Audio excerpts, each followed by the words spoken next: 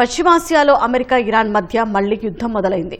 ఇరు దేశాల పరస్పర దాడులు ప్రతిదాడులతో మధ్యప్రాచ్యం దద్దరిల్లింది. కువైట్, బహ్రెయిన్లోని అమెరికా స్థావరాలపై దాడులు చేసినట్లు ఐఆర్జీసీ ప్రకటించింది.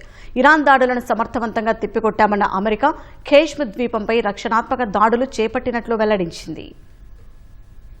గల్ఫ్ దేశాల్లోని అమెరికా స్థావరాలపై Islamic revolutionary guard corps IRGC భీకర దాడులతో విరుచుకుపడింది. కువైట్, బహ్రెయిన్లోని యుఎస్ స్థావరాల లక్ష్యంగా క్షిపణులు, డ్రోన్లతో దాడులు జరిపింది. కువైట్లోని అమెరికా స్థావరాలపై దాడులు చేసినట్లు ఐఆర్జీసీ ప్రకటించింది. ఈ తెల్లవారుజామున కువైట్పై ఇరాన్ మరోసారి విరుచుకుపడింది. దేశంలోని పలు ప్రాంతాలలో భారీ పేలుళ్ల శబ్దాలు వినిపించడంతో స్థానిక ప్రజలు తీవ్ర భయాందోళనలకు గురయ్యారు. కువైట్ సైన్యం రంగంలోకి దిగి శత్రువుల క్షిపణులు, డ్రోన్లను సమర్థవంతంగా అడ్డుకుంది. ఇరాన్ ప్రయోగించిన 2 క్షిపణులను మార్గమధ్యంలోనే కూల్చివేసినట్లు కువైట్ సైన్యం వెల్లడించింది. తమ వైమానిక రక్షణ వ్యవస్థలు శత్రువుల క్షిపణి, డ్రోన్ దాడులను తిప్పికొడుతున్నాయని కువైట్ సైన్యం వెల్లడించింది.